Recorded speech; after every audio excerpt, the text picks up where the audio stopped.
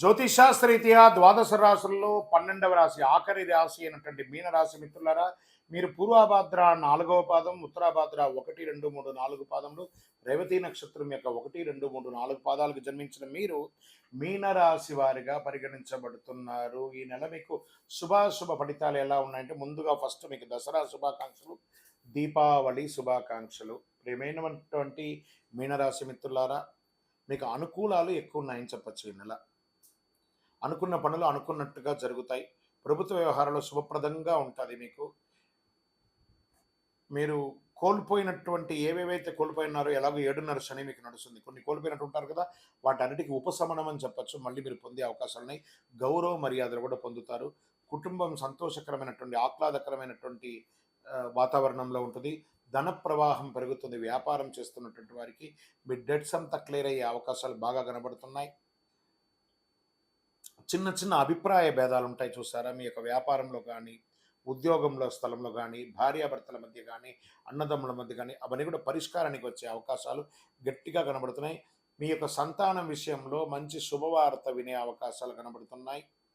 పాత రుణాలు ఏమైనా, ఓల్డ్ డెట్స్ ఏమైనా ఉంటాయి చూసారా, అవన్నీ కూడా క్లియర్ చేసుకునే అవకాశాలు ఎక్కువ కనబడుతున్నాయి.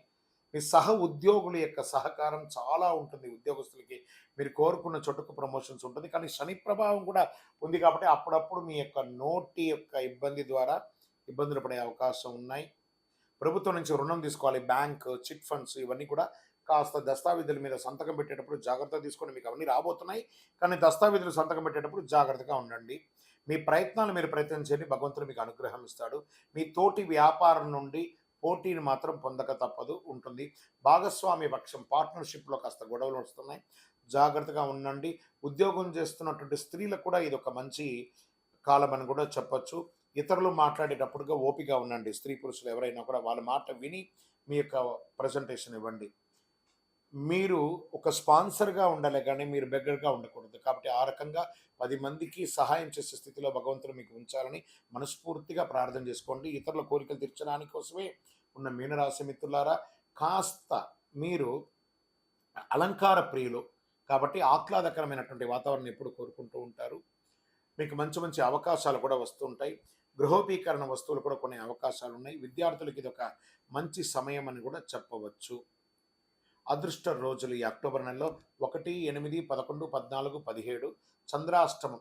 ఈ యొక్క అక్టోబర్ ఉదయం 4 గంటల నుంచి ఎలా ఉంటుంది అని అంటే, 4వ తారీఖున నుండి 5, 6 వరకు ఉంటుంది ఆ చంద్రాష్టమి. 2 రోజులు చాలా జాగ్రత్తగా ఉండవలసినటువంటి సమయం. రాజకీయ నాయకులకి ఇది కాస్త 60-40గా కనబడుతుంది. మీ యొక్క దస్తావేజులన్నీ కూడా జాగ్రత్త. షేర్ మార్కెట్ పర్వాలేదు. మీడియా రంగం వారికి మిశ్రమంగా కూడా చెప్పవచ్చు. ఒక రకంగాను పరిహారం, మీకు లక్కీ నెంబర్ అని చెప్తే నెంబర్ 1 అనేది మీకు చాలా కలిసి వస్తుంది. రెడ్ ఆర్ పింక్ కలర్ మీకు చాలా కలిసి వస్తుంది. శివాలయంలోకి వెళ్ళి దీపం వెలిగించండి. ఎలాగో దీపావళి వస్తుంది కదా, మీ వయసు ఎంత ఉందో అన్ని దీపాలు వెలిగించండి. పేదవాళ్ళకి ఆహారం, ఆకలి అన్న వారికి ఆహారం ఇవ్వండి. అష్టమి నాడు భైరవుని ప్రార్థించండి. అతి శక్తివంతమైనటువంటి కరుంగాళి మాలను ధరించండి. ఆరోగ్యపరంగా బాగుంటారు. గ్రహదోషం కలిగి ఉంటుంది. అన్ని రకాలుగా మేలు జరుగుతుంది. మీ యొక్క వ్యక్తిగత జాతకం తెలుసుకోవాలనుకుంటే కింద కనబడుతున్నటువంటి నెంబర్కి మీ యొక్క date of birth, time of birth, place of birth WhatsApp చేయండి. విజయవస్తు. ద్వాదశ రాశులు అన్నిటికీ మీరందరూ కూడా ఆయురారోగ్య ఐశ్వర్య భోగభాగ్యాలతో ఉండాలని అఖిలాండ కోటి బ్రహ్మాండ నాయకుడు శ్రీ ధర్మశాస్త్ర అయ్యప్ప స్వామి వారి యొక్క 18 అవతారముల దేవాలయం తిరుపతిలో జీవకోణంలో ఉన్నటువంటి ఆ జీవశాస్త్ర స్వామి వారిని దర్శించండి. మీకోసం మేము ప్రార్థన చేసుకుంటాం.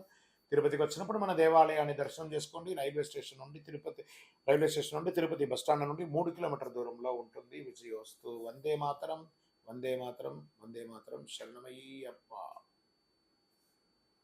ఇంకొకటి ఉంది, ఇది ఇక్కడతో క్లోజ్. ఒక నిమిషం.